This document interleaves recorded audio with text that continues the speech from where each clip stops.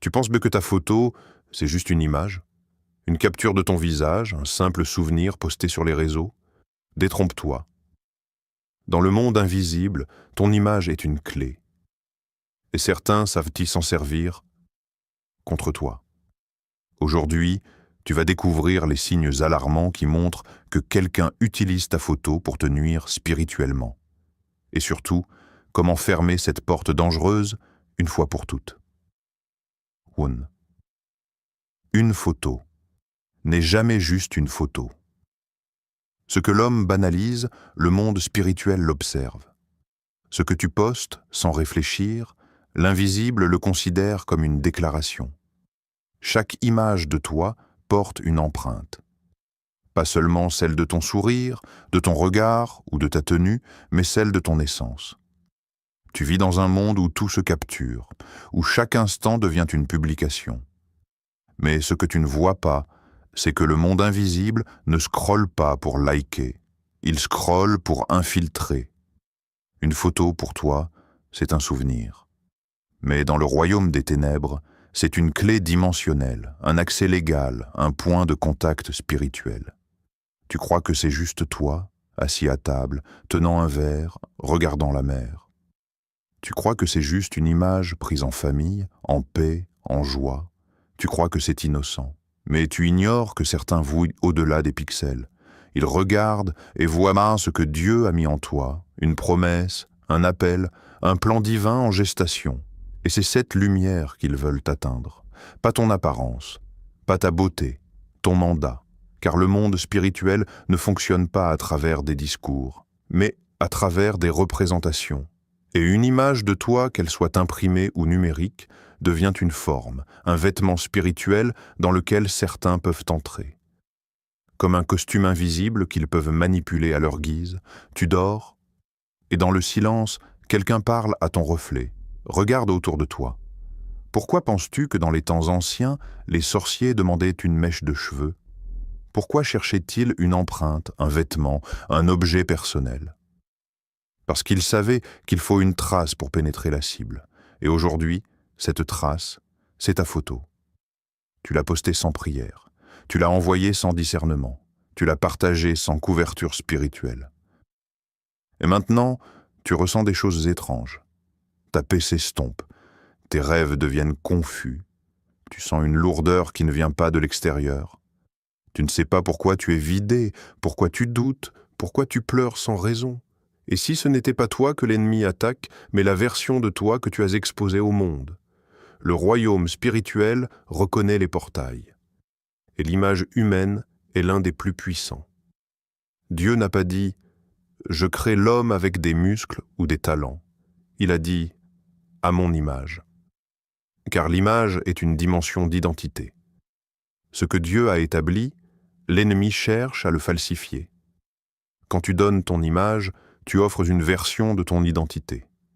Et dans les mains de l'ennemi, cette version peut être altérée, distordue, utilisée contre toi comme un double spirituel.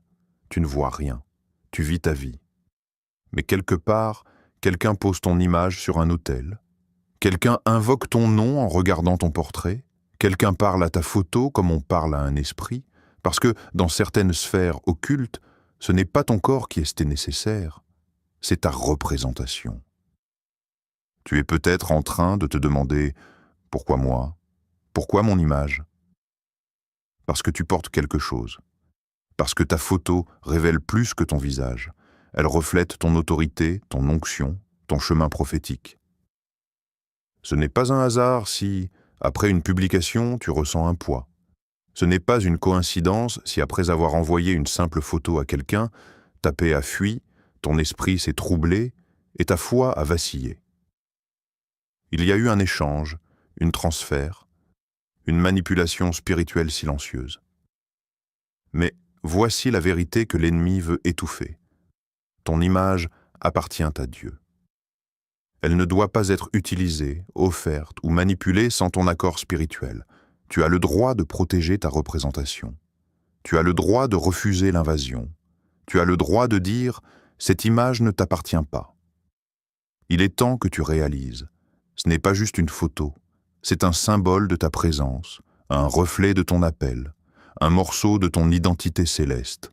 Et si tu veux récupérer ce qui t'a été volé, tu dois d'abord reconnaître la valeur sacrée de ton image. Irène 2. Les symptômes d'une attaque spirituelle. Par l'image, il y a des choses que l'on ressent, sans pouvoir les nommer. Des malaises qui ne s'expliquent pas, mais qui s'imposent. Tu n'as pas changé ton rythme de vie, tu n'as pas fait d'erreur majeure, mais tout semble soudainement figé. Comme si l'air s'était épaissi autour de toi. Comme si quelque chose t'avait volé l'élan. C'est souvent comme cela que commence une attaque spirituelle à travers l'image. Pas avec un bruit, pas avec un cri, mais avec un brouillard invisible qui se dépose sur ton esprit. Tu te réveilles et tu es déjà fatigué. Pas physiquement, spirituellement. Tu sens que quelque chose t'épuise de l'intérieur. Et tu ne peux pas l'expliquer à ton entourage car tout semble normal aux yeux des autres. Mais en toi, il y a un poids qui ne quitte pas. Et puis, il y a ces rêves étranges. Pas des cauchemars classiques, mais des visions nocturnes où tu te vois, parfois observé, parfois emprisonné dans un miroir, parfois dans des lieux que tu ne reconnais pas. Quelqu'un te tient par le visage, quelqu'un manipule ton image. Tu te réveilles avec un sentiment de viol intérieur, comme si on avait touché à ton être profond sans ta permission.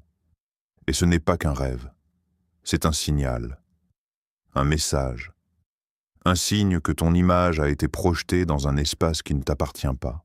Tu remarques aussi une stagnation brutale, des projets prometteurs, des relations saines, des opportunités ouvertes. Tout s'arrête net, sans conflit, sans raison. Les portes se ferment une à une, comme si une ombre invisible te précédait partout. Tu envoies des mails, tu fais des appels, tu poses des actions, mais rien ne répond. Comme si ton nom était devenu confus dans l'esprit des autres. Et le pire, c'est cette désorientation spirituelle. Toi qui étais fervent dans la prière, attentif à la voix de Dieu, tu ne ressens plus rien. Ton cœur devient lourd, ta bouche devient muette. Tu essaies de prier, mais tes mots tombent comme des pierres dans un puits sans fond. La communion est comme interrompue, comme brouillée par une force étrangère. Tu te demandes, est-ce moi qui m'éloigne, ou est-ce qu'on m'a volé quelque chose? Puis il y a le regard des autres. Tu entres dans une pièce et les regards changent. Les gens deviennent froids, distants. Certains te jugent sans te connaître. Tu sens que l'image qu'ils perçoivent de toi ne correspond pas à ce que tu es vraiment. Ce n'est plus toi qu'ils voient. C'est une version trafiquée de toi qui a été déposée quelque part et qui agit comme un miroir déformant. Une réplique spirituelle a été lancée. Et les gens y réagissent sans le savoir. Et tout cela sans que tu ne comprennes pourquoi. C'est là que le discernement entre en jeu. Tu dois apprendre à écouter les soupirs de ton esprit. Car l'Esprit de Dieu ne te laisse jamais sans indice. Il te montre, il te prévient, il te parle à travers ces malaises inexpliqués. Quand le rejet devient constant, quand les blocages se répètent, quand ta paix se dissout sans cause apparente, quand tes rêves deviennent des champs de combat, alors il est temps d'envisager que ta photo a été utilisée dans le mauvais camp. Ce n'est pas être paranoïaque, c'est être vigilant dans l'esprit. Le monde spirituel fonctionne selon des lois invisibles, et l'une d'elles dit « Ce qui te représente peut être utilisé contre toi. » Pas ton sang, pas ton corps, pas ta voix, mais ton image, car dans le domaine spirituel, l'image n'est pas une surface, c'est une porte d'entrée, un fragment de ton identité, un fragment suffisant pour te viser à distance. Et l'ennemi est méthodique. Il observe tes publications, il étudie ce que tu exposes, il analyse ce que tu ne protèges pas, il ne te touche pas directement, il utilise ce que tu as donné librement. Et quand il le fait, ce n'est pas pour t'amuser, c'est pour étouffer ton élan. Alors commence à relier les points. Ce jour où tu as envoyé cette photo, ce moment où tu as partagé une publication intime, ce regard étrange que tu as senti de cette personne qui t'avait demandé une image de toi juste pour un souvenir. Ce n'était peut-être pas anodin. Ce n'était peut-être pas pour te célébrer, mais pour te contrôler. Et si tu continues à ressentir ces symptômes, ne les enterre pas. Écoute, observe, analyse. Car souvent, ton esprit sait avant ton intelligence. 3. Pourquoi ton image est ciblée? Il faut que tu comprennes une chose essentielle. L'ennemi n'attaque jamais ce qui est vide. Il ne gaspille pas ses flèches sur ceux qui n'ont rien apporté. S'il vise ton image, ce n'est pas à cause de ta coiffure, de ton sourire ou de ton appareil photo. C'est à cause de la lumière invisible que tu dégages. Oui, cette lumière que même toi tu ne vois pas toujours. Cette lumière que tu sous-estimes, que tu négliges parfois, que tu caches sous la fatigue ou le doute. Mais dans le monde spirituel, elle brille comme un signal prophétique. Elle déclare ton appel, ton mandat, ta promesse, ton poids céleste. Et c'est précisément cela qui dérange les ténèbres. Ce que tu portes en toi est une graine d'impact éternel. Tu n'es pas une silhouette parmi d'autres. Tu es une réponse divine, un instrument choisi. Alors il faut bien comprendre ceci. Les sorciers, les envieux, les manipulateurs ne perdent pas leur temps sur des cibles sans feu. Ils cherchent les porteurs de l'huile, ils repèrent les flammes non encore. Ils suivent les visages prophétiques comme les loups suivent une trace d'odeur dans la nuit. Et quand ils trouvent une brèche, un manque de discernement, une exposition inutile, un moment d'innocence numérique, ils capturent ton image. Parce qu'ils savent que l'image est un réservoir de puissance spirituelle. Et qu'en touchant l'image, ils peuvent tenter d'obscurcir la mission. Tu crois que c'est juste une photo publiée après un bon moment. Mais dans l'invisible, c'est un signal déclencheur. Chaque fois que tu postes sans prière, sans couverture, sans conscience, tu déposes une part de toi dans un espace ouvert, et certains rôdent autour de cet espace. Des regards invisibles, silencieux, mais profondément malveillants. Ils ne veulent pas ton sourire. Ils veulent ce qui te rend dangereux pour leur royaume. Tu remarques que ta vie ralentit après certaines publications. Tu sens que la fluidité de ton quotidien s'effrite après que tu aies envoyé une image à quelqu'un. Ne minimise pas, car ce ralentissement n'est pas naturel. Il est intentionnel. Et il révèle une vérité souvent ignorée. Ton image spirituelle dérange. Elle rappelle aux forces du mal que tu es porteur de destinée. Elle rappelle aux puissances ennemies que Dieu a marqué ton front et que tu es destiné à briser des chaînes, à sortir des familles de l'esclavage spirituel, à faire tomber des autels anciens. Mais voilà, l'ennemi connaît la puissance de l'image. Il sait que Dieu crée par l'image. Il sait que le Fils est l'image visible du Dieu invisible. Il sait que chaque reflet contient une dimension d'autorité. Alors il veut voler ton image, la distordre, la salir, la retourner contre toi. Pas pour t'amuser, pas pour t'humilier, mais pour détourner ton appel. Parce qu'un chrétien qui doute de son identité devient inoffensif. Et un chrétien qui ignore que son image a été falsifiée devient vulnérable. Il continue de prier sans comprendre que l'ennemi a imprimé un masque dans le monde invisible et que c'est ce masque que les gens voient à ta place. Tu n'es pas méprisé parce que tu es méprisable. Tu es rejeté parce qu'une fausse version de toi circule dans l'esprit. Et tant que tu n'as pas repris le contrôle spirituel de ton image, tu risques de vivre en décalage avec ce que Dieu a vraiment établi pour toi. Mais aujourd'hui, je viens te dire ceci. Si ton image est ciblée, c'est parce que ton identité est dangereuse. Ce n'est pas une malédiction, c'est une confirmation. Tu es dans la ligne de mire des ténèbres parce que le ciel t'a placé sur une ligne de destinée. Le combat autour de ton image n'est que le reflet du combat autour de ton appel. Ce n'est pas personnel, c'est prophétique. Et si tu veux renverser cette stratégie, il faudra d'abord que tu oses croire ce que l'ennemi a déjà perçu en toi. Tu es une menace, tu es une lumière, et ton visage est une flamme. Nangue. Comment fermer cette porte spirituelle? Fermer une porte spirituelle, ce n'est pas juste une intention. C'est un acte d'autorité. Tu ne peux pas permettre à l'ennemi de circuler librement dans ta vie avec ton image entre ses mains. Si l'Esprit t'a révélé qu'un accès a été ouvert, alors tu as aussi reçu la capacité de le refermer et de le sceller. L'erreur que font beaucoup de chrétiens, c'est de croire que ce genre de bataille se gagne uniquement avec des émotions ou du stress. Non. Il faut des protocoles spirituels, des actes ciblés, des paroles de feu, des alignements intérieurs. Car ce n'est pas avec la peur que tu bloques un autel démoniaque, c'est avec la révélation et l'autorité. Premièrement, renonce en prière à toute utilisation de ton image. Tu ne peux pas laisser ton image être utilisée comme une porte sans y opposer une résistance verbale spirituelle. Les esprits fonctionnent avec des alliances, des permissions et des déclarations. Tant que tu restes silencieux, ils considèrent que tu es passif, voire consentant. Alors lève ta voix et déclare avec foi: toute image de moi utilisée sans mon autorisation, toute photo placée sur un autel, tout miroir, tout point de contact spirituel, je détruis maintenant leur influence au nom de Jésus-Christ. Je révoque chaque utilisation maléfique de mon image. Mon visage n'est pas un canal de manipulation. Il est sanctifié, il est protégé, il est caché en Dieu.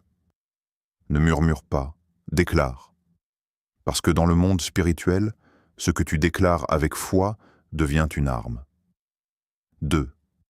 Couvre tes images avec une protection spirituelle. Avant de publier une photo, de l'envoyer, de la partager, prie dessus. Prends conscience que ton image est une extension de ta personne. Si tu savais combien de manipulations commencent par une photo partagée à la légère, tu ferais de ta prudence un bouclier. Apprends à dire dans l'esprit: Seigneur, je couvre cette image par le sang de Jésus, que tout ce qu'elle projette porte ta lumière. Qu'aucune projection démoniaque, aucune invocation, aucune main malveillante ne puisse s'en emparer. Je rends cette photo inutilisable pour les ténèbres. Ce n'est pas de la superstition, c'est de l'intelligence spirituelle. Les forces du mal n'ont pas besoin de ton corps. Elles ont juste besoin de ce que tu exposes sans protection. 3. Réduis ton exposition inutile. On t'a fait croire que montrer, c'est vivre. Mais dans le monde spirituel, trop de visibilité devient une vulnérabilité. Tu n'as pas besoin de tout montrer pour exister. Tu n'as pas besoin de chaque selfie pour affirmer ta valeur. Tu n'as pas besoin de poster chaque lieu que tu visites, chaque tenue que tu portes, chaque sourire que tu offres. Il y a une puissance dans la discrétion sacrée. Ce que tu caches en Dieu, l'ennemi ne peut pas atteindre. Ce que tu retires de la vitrine du monde, tu places dans le coffre-fort de l'intimité avec Christ. Le mystère est une barrière contre la sorcellerie. Le silence est un langage que seuls les matures spirituels comprennent. 4. Demande le discernement. Pas tout le monde qui te demande une photo le fait avec amour. Pas tout le monde qui commente ton image agit avec bienveillance. Il existe des regards chargés, des demandes empoisonnées, des intentions maquillées. Demande au Saint-Esprit de t'éveiller. Seigneur, ouvre mes yeux. Montre-moi qui est réellement derrière ces demandes. Montre-moi les intentions, même derrière les sourires. Donne-moi le discernement pour voir ce que les yeux ne voient pas. Le discernement n'est pas une option, c'est ta survie. Il t'évitera des accords invisibles. Il te sauvera des manipulations déguisées. 5. Restaure ton identité dans l'invisible. L'un des plus grands dommages que l'ennemi cherche à provoquer en manipulant ton image, c'est de briser la version originale de toi dans le royaume de Dieu. Il veut créer un double, un reflet corrompu, une projection déformée. Et c'est cette version qu'il utilise pour te ralentir, te confondre, te bloquer. Mais il y a une solution, rétablir ton vrai toi dans le monde spirituel. Cela demande un retour dans la prière, un temps à l'écart, une immersion dans la présence de Dieu où tu déclares « Seigneur, je reviens dans mon alignement, je récupère mon image divine, je réclame ma version céleste, Je me débarrasse de tout double spirituel. Je refuse d'être représenté autrement que par ton plan parfait. Dans cet espace, Dieu restaure ce que d'autres ont falsifié. Il réimprime ton original et le redéploie dans les sphères où ton nom a été souillé. En Inde. Tu es plus puissant que tu ne le penses. Ton image est bien plus qu'une simple apparence. Elle est l'écho de ton essence la plus profonde. Elle porte l'empreinte de ton appel, un appel que l'ennemi cherche constamment à effacer ou à dénaturer. Mais sache ceci, ta véritable force ne se trouve pas dans la version de toi que les autres voient, mais dans celle que tu es destiné à devenir. L'ennemi, dans sa ruse, tente de voler cette version de toi qui est libre, puissante et épanouie. Il cherche à t'enfermer dans des pensées limitantes, à obscurcir la lumière qui réside en toi. Mais c'est dans ces moments de tentation et d'oppression que tu es le plus près de ta grandeur. C'est en traversant l'ombre que l'on découvre réellement la lumière qui brille au fond de soi. Tu as la capacité de restaurer cette version de toi, la version que tu as toujours été destiné à être. Mais pour cela, il te faut d'abord reconnaître ta propre valeur. Tu es plus fort que tu ne le crois. À chaque instant, tu as le pouvoir de fermer les portes que l'ennemi a ouvertes, de reprendre le contrôle sur ton destin, de reprendre ton autorité. La liberté véritable ne réside pas dans l'absence de lutte, mais dans la capacité de rester ancré dans ta vérité face à l'adversité. C'est en étant fidèle à toi-même que tu retrouveras ta force. Une force qui ne dépend pas des circonstances extérieures, mais qui provient du cœur, de ton esprit et de la confiance que tu places dans tes propres capacités. Ce n'est pas de la paranoïa, c'est du discernement. On ne vit plus dans l'ignorance. Ta photo, ton nom, ton destin sont des éléments spirituels. Agis avec sagesse. Sois vigilant et surtout, ne laisse personne te déposséder de ton identité.